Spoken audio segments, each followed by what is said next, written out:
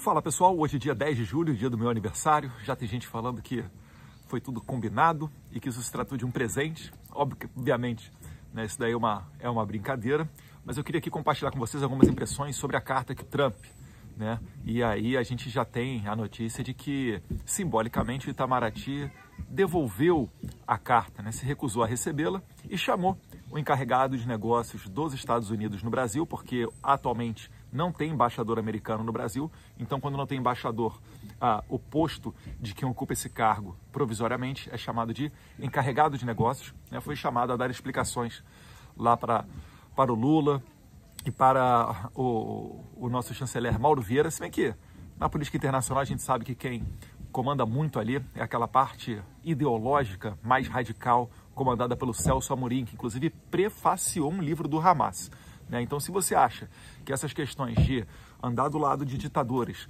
da Venezuela, do Irã e assim por diante, né? Enfim, isso tudo afeta a sua vida. É por isso que na carta que eu assinei junto com o Paulo Figueiredo, a gente começa com o título de Uma Hora a Conta Chega.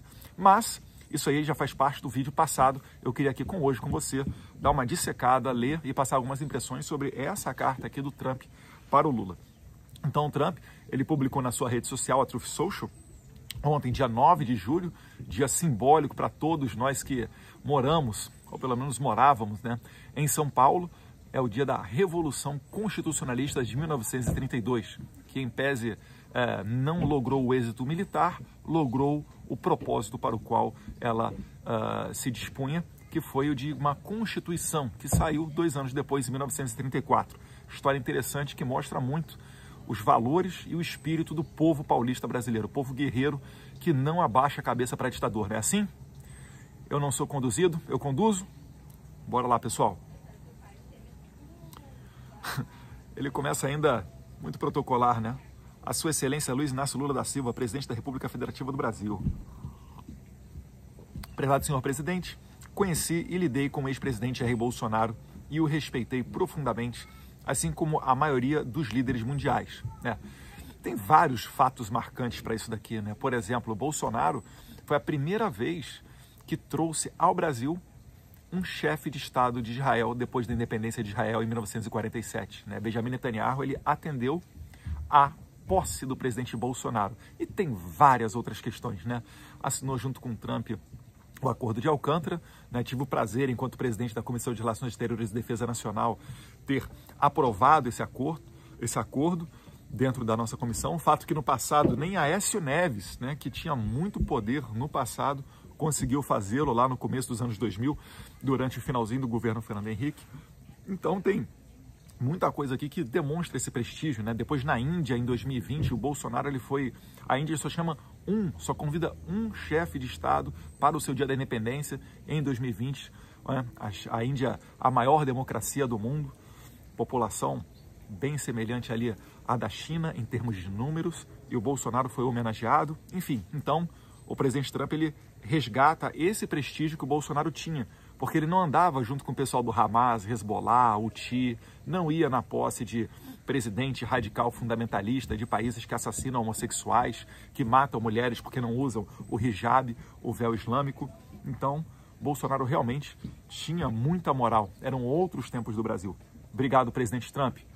A gente também tem muita consideração pelo senhor.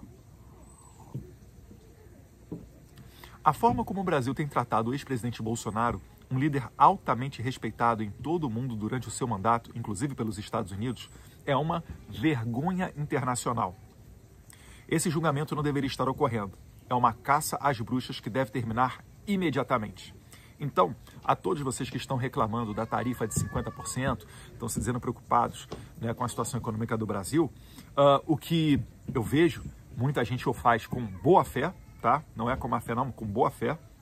Eu também não gostaria que o meu país estivesse passando nesse momento por isso, mas para solucionar essa questão, nós temos aqui na carta do Trump a fórmula, o segredo para deixar de lado essa tarifa de 50% e voltar a ser um país respeitado, né? Então, minimamente respeitado. Ele começa aqui falando que a caça às bruxas deve terminar imediatamente, né? O Trump, ele falou no começo da semana, mais para o começo da semana, em outra postagem na Truth Social, sobre os apoiadores do Bolsonaro, né? Não só o Bolsonaro e sua família, mas também sobre os seus apoiadores. Então, quando ele fala que a caça às bruxas, ele está falando de todo mundo. Ele está falando do pessoal do Rio de Janeiro, ele está falando das senhorinhas que estão presas, né? Ele está falando do pipoqueiro, do uberista, do autista e todos os demais que foram encarcerados naquele dia 8 de janeiro e mais de 400 ainda seguem encarcerados. E eu não estou nem falando ainda do pessoal que está lá na Argentina, que eu também tenho uma preocupação, tenho uma atenção especial e não acho que nós estamos parados. Em parte, devido aos ataques insidiosos do Brasil contra eleições livres e os direitos fundamentais de liberdade de expressão dos americanos. Então aqui vem outros dois pontos, né? Trump está falando inicialmente da caça às bruxas, então ele quer acabar com a perseguição, a minha interpretação, né? Posso estar errado. Ele quer acabar com a perseguição contra o Jair Bolsonaro, seus apoiadores, pessoal de direita, basicamente, inquérito das fake news, inquérito das milícias digitais, né? O meu inquérito que foi aberto no mês passado, né? Pedindo 12 anos de cadeia para mim agora, a BIM paralela lá do Carlos, a perseguição contra a juíza Ludmila Lins Grilo, contra o Alan dos Santos, contra o André Porciúncula, contra o Paulo Figueiredo, contra o Edu Constantino, enfim. Todas essas pessoas que eu poderia passar aqui, o Oswaldo Eustáquio, todas as pessoas que eu poderia passar aqui o dia inteiro falando para vocês. Vocês conhecem muito bem esses casos. A desmonetização de 2021, né, da Bárbara Te Atualizei, um monte de gente, perfis que hoje nem estão mais aí. Né? Tem Ravox, tem Bernardo Kister, enfim, uma infinidade deles, né? Como ilustrado recentemente pelo Supremo Tribunal Federal do Brasil, que emitiu centenas de ordens de censura secretas e ilegais a plataformas de mídia social dos Estados Unidos, ameaçando-as com multas de milhões de dólares e expulsão do mercado brasileiro. Então, daqui, acabar com a perseguição, né, eleições livres e direitos fundamentais de liberdade de expressão e também a questão aqui das redes sociais. A Daniela Lima noticiou com muita, como é que eu posso dizer, com um certo ar de, achando que foi vitória, uma reunião do STF antes do julgamento das Big Techs ocorrido na semana anterior. E ela disse que o ministro Cássio Nunes, né, segundo relatos da jornalista, não vou chamar ela de blogueira não, vai? Da jornalista Daniela Lima, que o ministro Cássio Nunes, nessa reunião, nesse almoço com os 11 ministros do STF, teria levantado a questão de que poderia estar se incorrendo em sanções. E aí ela fala que uma intervenção do Gilmar Mendes e do Alexandre de Moraes fizeram com que a corte se unisse e aprovasse essa decisão, atropelando o Congresso mais uma vez, porque o Congresso não queria analisar e aprovar o PL 2630, o PL da censura, a regulamentação das redes sociais. Então o Congresso optou, né, não teve força essa corrente dentro do Congresso para censurar as redes sociais através de lei. O STF atropelou o Congresso e ainda mandou um recado para os americanos, dizendo o seguinte: olha, se vocês estão achando que essa questão levantada pelo ministro Cássio Nunes vai nos fazer impedir de dar essa decisão de censurar as redes sociais, vocês estão enganados. E foram lá e censuraram com 8 votos a 3 as redes sociais. Então, dentre os vários reflexos disso, vocês que reclamaram da eleição de 2022, que ocorreu muita perseguição, foram cerca de 100 perfis que foram derrubados nas redes sociais, obviamente todos eles conservadores, exceto por um, que é o perfil do PCO, do querido Rui Costa Pimenta. Exceto por PCO, todos eles foram derrubados por decisões do TSE.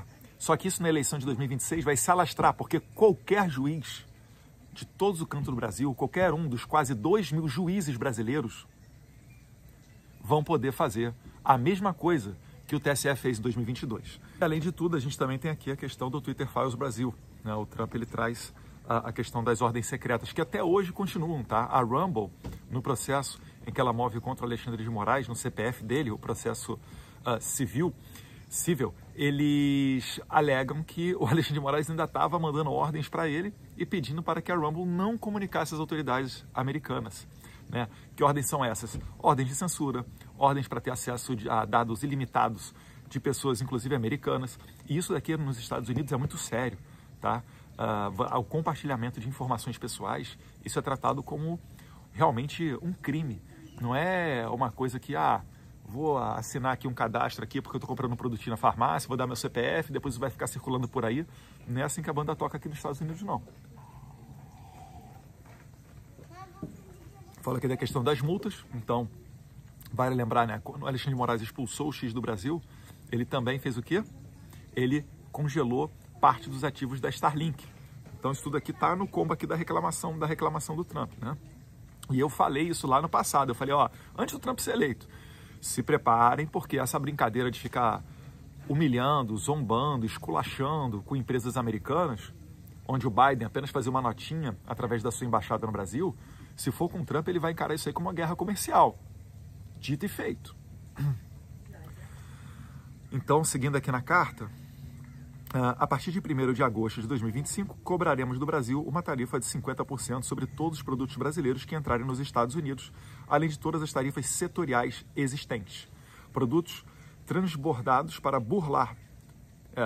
foi a tradução de ChatGPT aqui que eu joguei.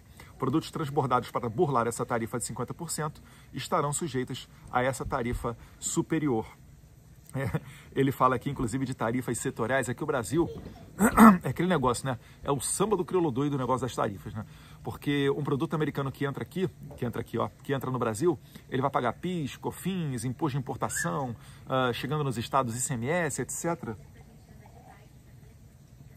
Mas aí o Paulo Figueiredo, a gente ressaltou isso na nossa nota pública de ontem, dizendo que, olha, o produto brasileiro que entra nos Estados Unidos, ele paga, em média, tá, 3,5%, 3,4% de imposto. Alguns pagam até 5% de imposto quando entram nos Estados Unidos. Agora, o contrário, quando o produto americano vai para o Brasil, você é conservador, tá? Em média, ele paga mais de 60%. Então, quando o Trump diz que não ainda não está justo a tarifa, porque os 50% ainda está aquém daquilo que o Brasil pratica, ele está sendo verdadeiro. E aí o Jornal Nacional, para defender o Lula contra o Trump, diz que, mesmo tendo a balança comercial a favor dos Estados Unidos, os Estados Unidos ainda está tarifando em 50% o Brasil. E aí o Trump segue. Além disso, já tivemos anos de discussões sobre nossa relação comercial com o Brasil. E concluímos que devemos nos afastar da antiga e muito injusta relação comercial promovida pelas políticas tarifárias e não tarifárias do Brasil, bem como por barreiras comerciais. Nossa relação tem sido, infelizmente, muito longe de ser recíproca. É o que eu estou falando aqui, né? Que o William Bonner não conseguiu compreender, mas o Trump tem razão no que ele diz aqui. Não é porque os Estados Unidos acaba, no final das contas, né, mandando mais produtos para o Brasil do que o contrário, acaba tendo uma balança comercial favorável a eles. Bem, se isso daí é o argumento, vamos olhar como é a balança comercial brasileira com países menores. E aí a gente vê, né, se a gente consegue aplicar para esses países menores também o que o William Bonner está falando.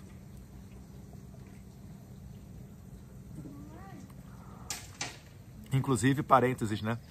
Essa política tarifária do Trump, ela é totalmente contrário àquelas ideologias liberais que tratam, inclusive muito críticas às tarifas, de fala da conexão global dos mercados de trabalho. Vai ter sentido em certo ponto, mas o Trump está dando uma nova roupagem para as tarifas e fazendo geopolítica com ela.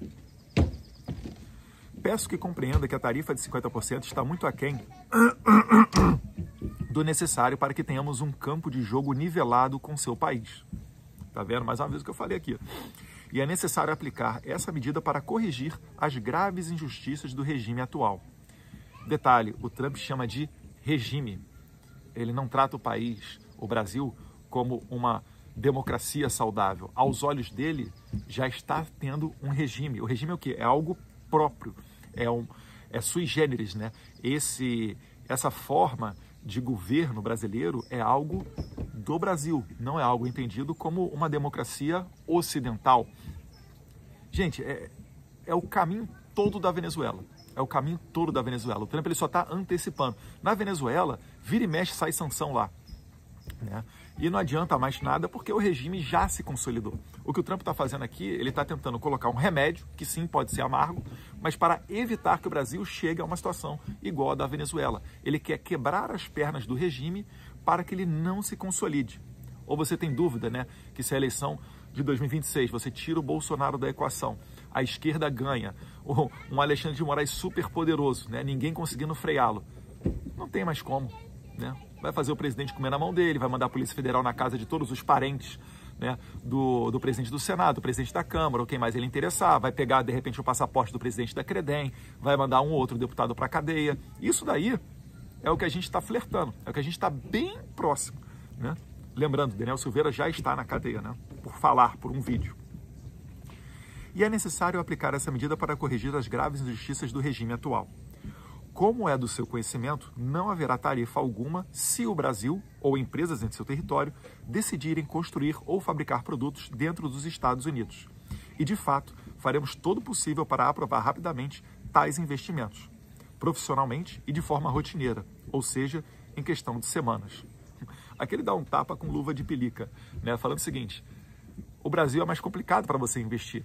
Ele está fazendo um convite aqui aos brasileiros. Olha, eu estou aqui colocando 50% de tarifa no Brasil por causa do seu presidente, né, do Lula, e por causa, principalmente, do Alexandre de Moraes. Mas se você, empresário brasileiro, quiser investir nos Estados Unidos, em semanas, tá? Não vai ter preconceito, não. É só vir para cá que em semanas a gente coloca o seu processo adiante. E isso daí realmente faz muito sentido, porque os Estados Unidos é mais fácil do ponto de vista tributário, né? Tem mais benefícios, você exporta para praticamente, né, o mundo inteiro, você vai ter acordos de livre comércio com vários países do mundo, com vários blocos do mundo, então realmente é um convite tentador. Então esse tapa com luva de pelica aqui no Brasil, que não se preocupa atualmente em se desburocratizar, em reduzir tributo, muito pelo contrário, né?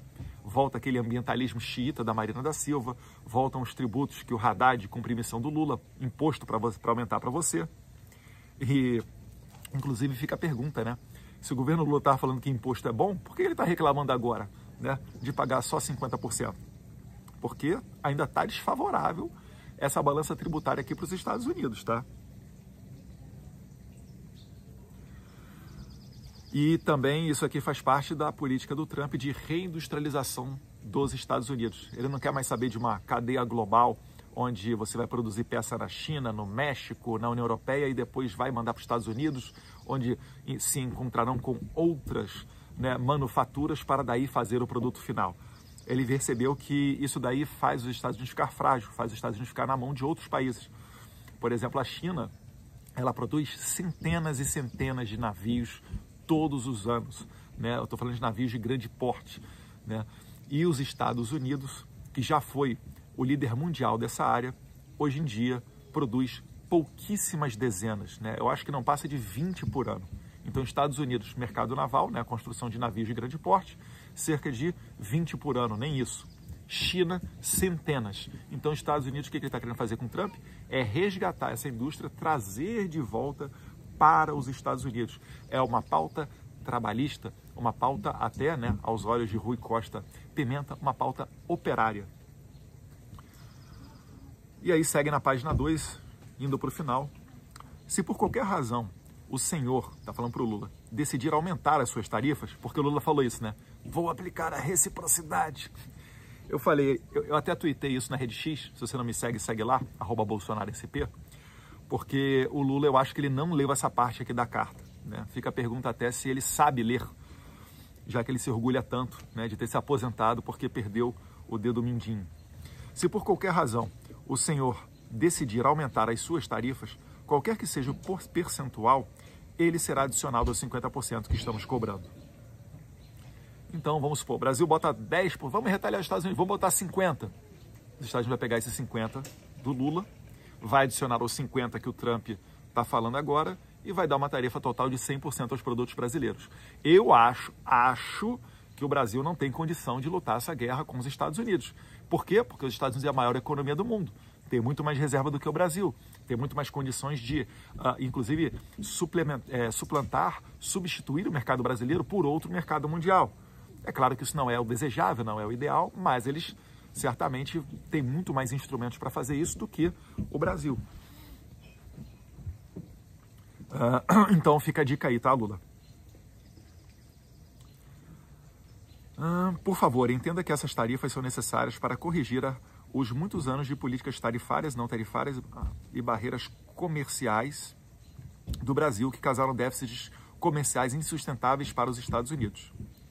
Esse déficit é uma grave ameaça à nossa economia e, de fato, a nossa segurança nacional. Além disso, devido aos contínuos ataques do Brasil às atividades digitais de empresas americanas, voltou o tema aqui das Big Techs, bem como outras práticas comerciais desleais, estou instruindo o representante de comércio dos Estados Unidos, Jamieson Greer, a iniciar imediatamente uma investigação do Brasil nos termos da seção 301. Ou seja, ele está falando o seguinte: se vocês estão achando que eu estou sendo agressivo, esperem até vir as respostas dessa investigação da seção 301. Porque o que vai ocorrer aqui é um aprofundamento, ele vai pegar dados históricos, vai passar ano por ano nessa análise profunda de como que o Brasil foi elevando suas tarifas, os seus impostos para produtos americanos e jogar isso daqui na cara do Lula. Então ele está se preparando para que, se houver uma contraofensiva brasileira, ele vai dobrar a aposta. E dobrar a aposta com o Trump não é igual dobrar a aposta com as autoridades brasileiras, tá? Se houver interesse em abrir seus mercados comerciais, até então fechados, então veja, aos olhos do Trump, o Brasil é fechado, é igual a Coreia do Norte, é igual a outros países ditatoriais.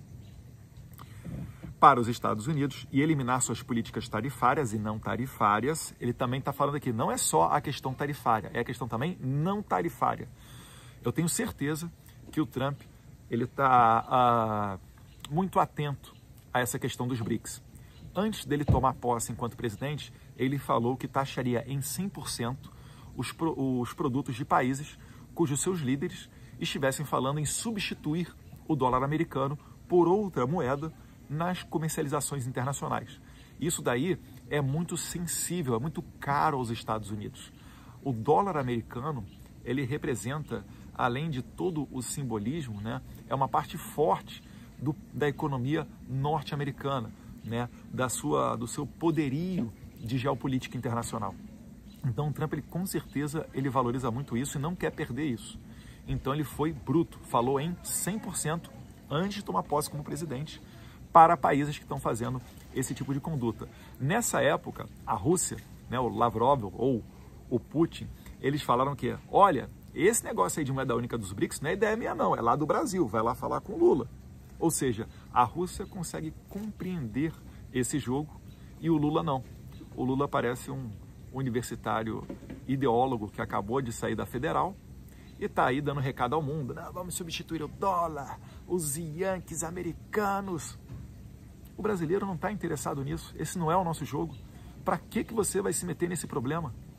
Qual o benefício que o Brasil ganha? Ficam essas perguntas sem resposta, né? Mas eu estou falando para vocês que isso tudo está dentro desse pacote de causas que estão levando o Trump a prometer essa tarifa de 50% a partir do dia 1º de agosto.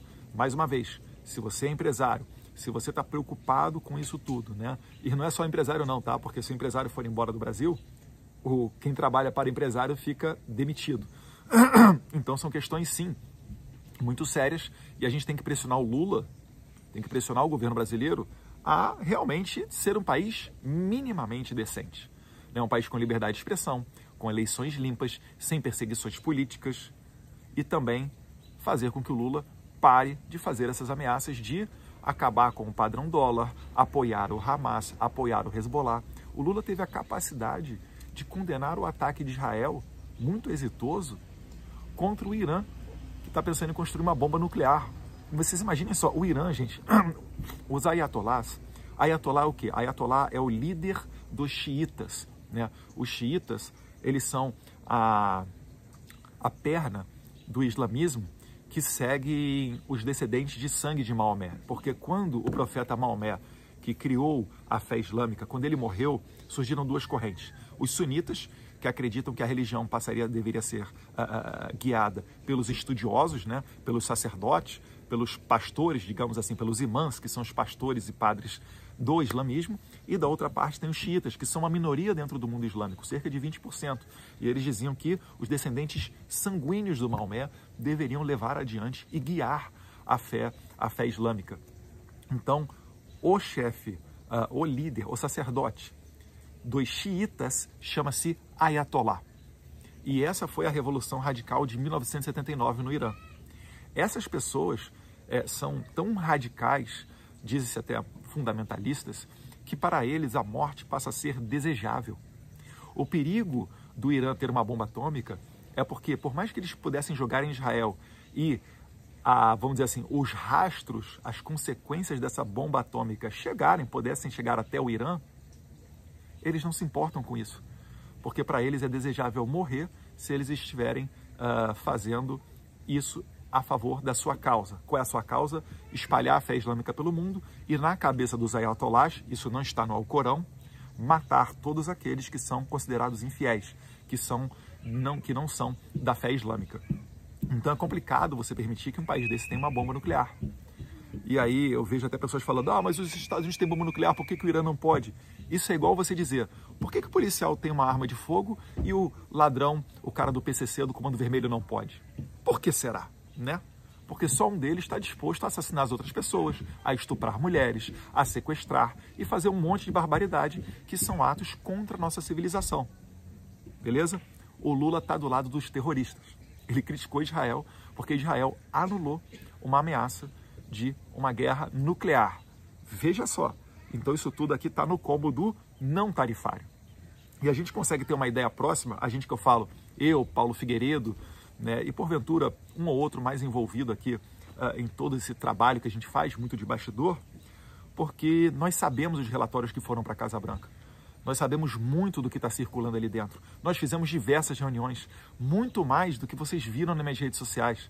Minhas redes sociais foi uma coisinha aqui, uma coisinha lá, né? Quando tinha foto, era muita foto com político que a gente postava, porque aí são figuras públicas, é o poder legislativo, é mais tranquilo você poder publicizar essa relação. Agora, dentro do poder executivo, vale mais a pena você caminhar por caminhos mais discretos, né? Então, ele fala aqui do tarifário, do não tarifário e finaliza.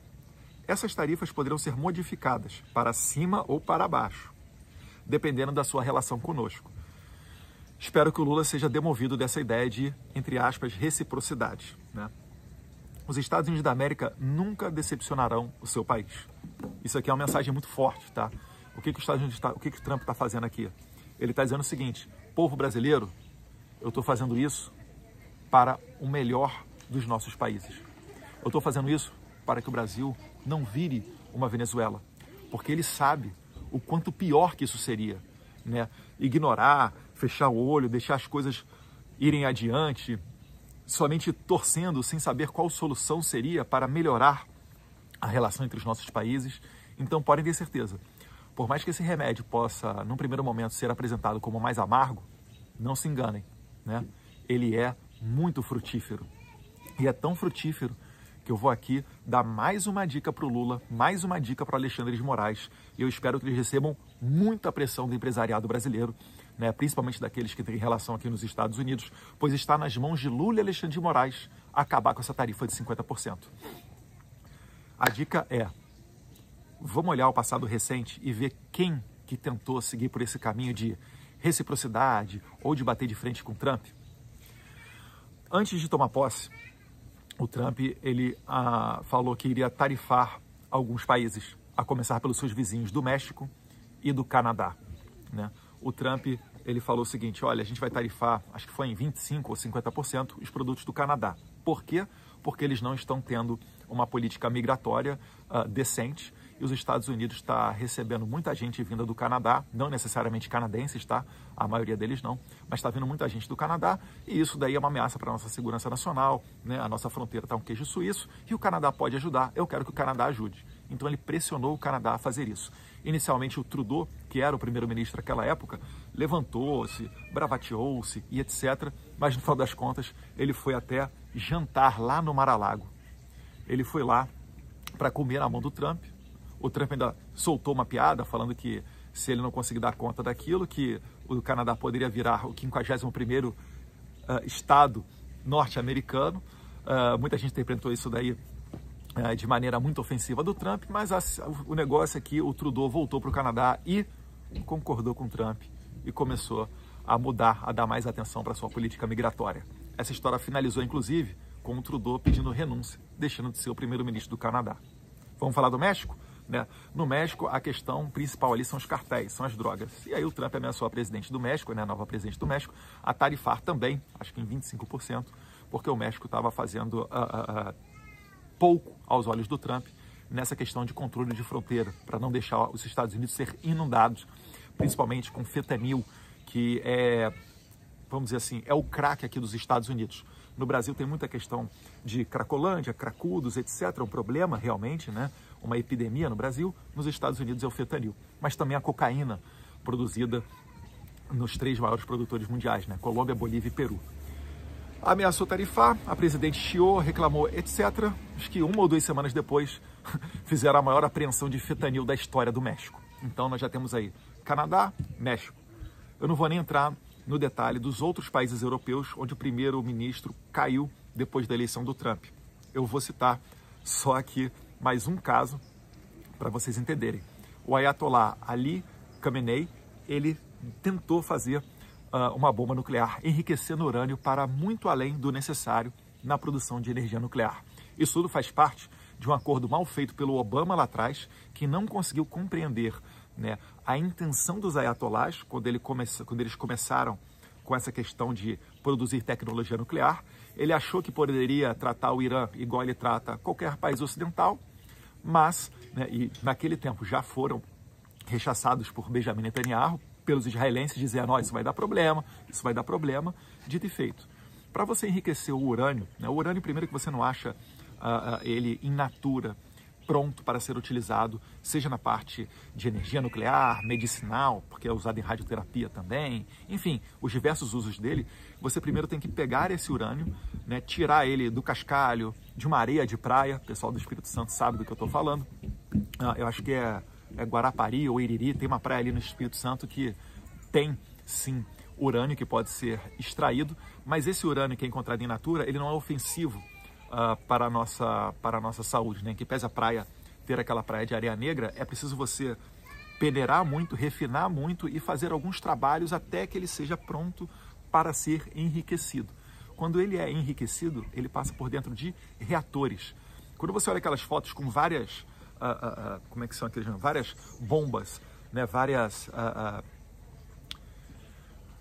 parece até um material industrial. Aquilo ali são vários reatores, tá? Vários cilindros. Aqueles ali são os reatores nucleares. Então, o urânio ele tem que ser enriquecido, por exemplo, numa usina nuclear, ele tem que ser enriquecido de 3%, não chega a 4% do seu enriquecimento, ele vira uma matéria-prima para energia nuclear.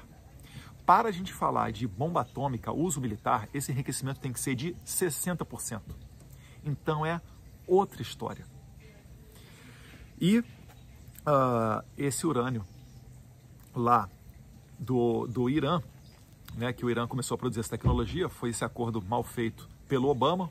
Inclusive o Obama falou que poderia colocar o sobrenome dele nesse acordo para ele estava garantindo tanto que seria um acordo nuclear só para fins pacíficos e energéticos, que ele queria colocar o nome dele, né, o nome de Obama. O Obama deu aí nesse acordo nuclear com o Irã. E depois, mais para frente, as autoridades israelenses, né, com a sua inteligência muito perspicaz, muito sagaz, provavelmente a melhor do mundo, né, o Mossad, começou a trazer dados que, no final das contas, acabaram sendo corroborados até mesmo pela Agência Internacional da ONU para Fins Nucleares, a Agência de Energia Nuclear da ONU, onde no começo de junho disseram, olha, certamente o Irã está enriquecendo urânio para acima daquele necessário para o uso de energia nuclear.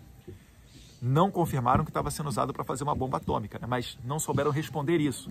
Né? Estão usando para fins militares? Não sei, mas eu sei que estão enriquecendo muito. Ora, quem está enriquecendo muito, está enriquecendo para quê? Só pode ser para fazer uma bomba nuclear. Então Israel teve que fazer esse ataque preventivo. Ali Khamenei bateu de frente com o Trump. O Trump várias vezes avisou, mandou recados. E o que o regime do Ayatollah Khamenei, que começou lá em 1989, depois do falecimento do Ruhollah Khomeini, o Ali Khamenei teve que segurar algumas bombas norte-americanas das mais poderosas do mundo no ataque preciso, onde nenhum americano morreu, e acabar, né, com aquela guerra, a chamada Guerra dos 12 Dias, né, que o Trump mesmo falou. Então, Canadá, México, Irã resolveram bater de frente e se deram muito mal. Não vou aprofundar no caso do Panamá, mas vale a pena dar uma olhadinha depois também, para você fazer essa pesquisa. E aí fica a pergunta para você. Você acha mesmo que o Lula e o Alexandre de Moraes vão conseguir bater de frente com o Trump.